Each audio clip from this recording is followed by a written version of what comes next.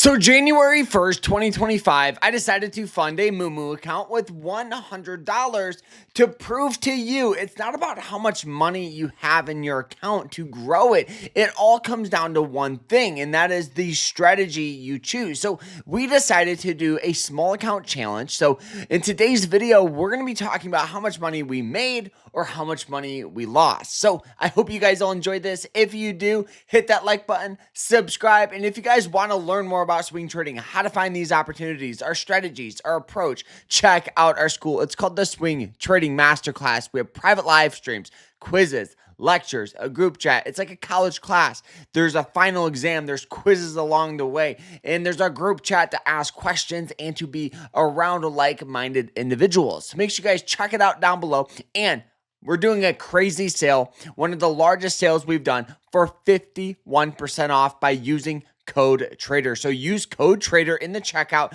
to get 51% off. I'll see you guys in there, and let's jump into this. All right, so the first thing I want to talk about when it comes with swing trading is understanding the game of a trader. A lot of people think that you got to turn $100 into $1,000 in 30 days. No, if you guys make 3% per month, just a little 3%, guess what? You are in the top 5% of all traders in the entire world. So small base hits of 1, 2, 3% compounded over time. That's what makes up a successful trader. So this past week, we didn't make a bunch of money. We made a little over 1.6%, which at the end of the day, guess what? We are profitable. We are doing my job. If I'm profitable with $100, I'm profitable with $1,000. And the only thing that's separating me from making more money is just my account size.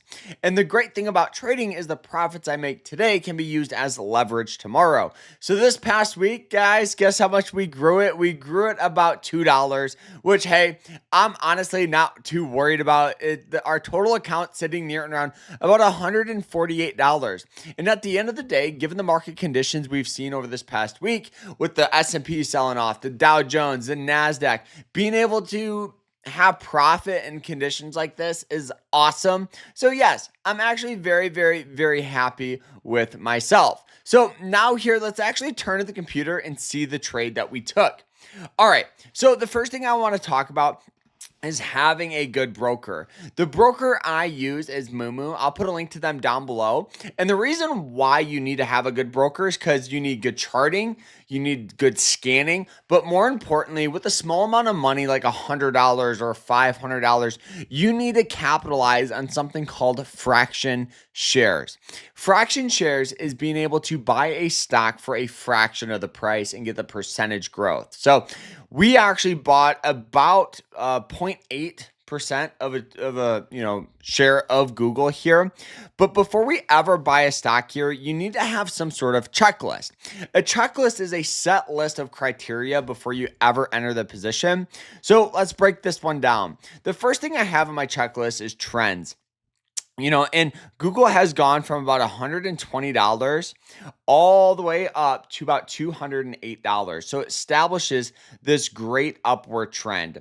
The next thing that we've seen is good sell-off. Sell-off, in my opinion, is normal. It's healthy. And you guys can see this thing got absolutely obliterated, selling off about 20% in about a month span. So for me, I never get fearful of sell-off. I look at it as opportunity to buy the position. So in the past here, you guys can see where it hits this red line, which is a 200-day moving average line, and we had buying pressure. It sold off a little bit and we got buying pressure. So my thought process, it would be very similar to this, where it kind of dips down and rallies up, right? Dips down, rallies up. So that's kind of what I was thinking for support would be the red line and a little bit of an undervalued RSI, right? The RSI is the relative strength index. At the time I was trading for a 25, the last time I was trading for a 25 was back in this range where we had that indication of growth. So now let's go through this again. We have a stock on an upward trend, sold off down to that 200-day moving average line. It's undervalued on the RSI. It just released earnings a little bit ago, so we knew we were in the clear on not holding through the earnings report. What else do we look for? Well, you want to go to some sort of lower time frame. Now, and this is why we got in on this position here, was because of the breakout here. If we remove all these moving average lines, you guys can see this slow and steady downward trend, right? Where it hits this point, has and establishes good sell off here. So we got in on that breakout going up near and around the 172. Now, yes, we didn't get in right on that breakout. We waited a little bit for more confirmation, and then we established this new trend line. But why did we sell up on top? Well, given the market conditions that we've seen this past week here, where we see the S&P 500, the Dow Jones, the Nasdaq, we knew there's a resistance on this trend line. Also, we knew that that same 200-day moving average line was right here, near and around the trend of resistance and the resistance of the moving average line. So we had double resistance. So we just decided to get out of the position.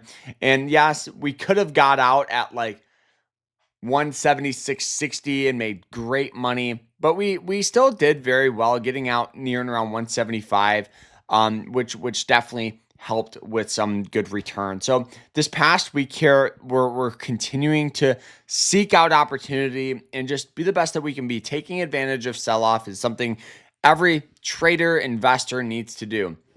Now, right now with our larger account, we're holding a variety of different positions. Actually, we're holding Vanguard S&P 500. We're holding a lot of great companies. So I'm excited for the market to turn around. I'm excited for a little more sell off, honestly, to buy some more stocks. So let me know what you guys think about this. But yeah, week 6. We're doing pretty good, staying profitable. All right, guys, take care, everyone. Hope you guys had a great rest of your day. Take care.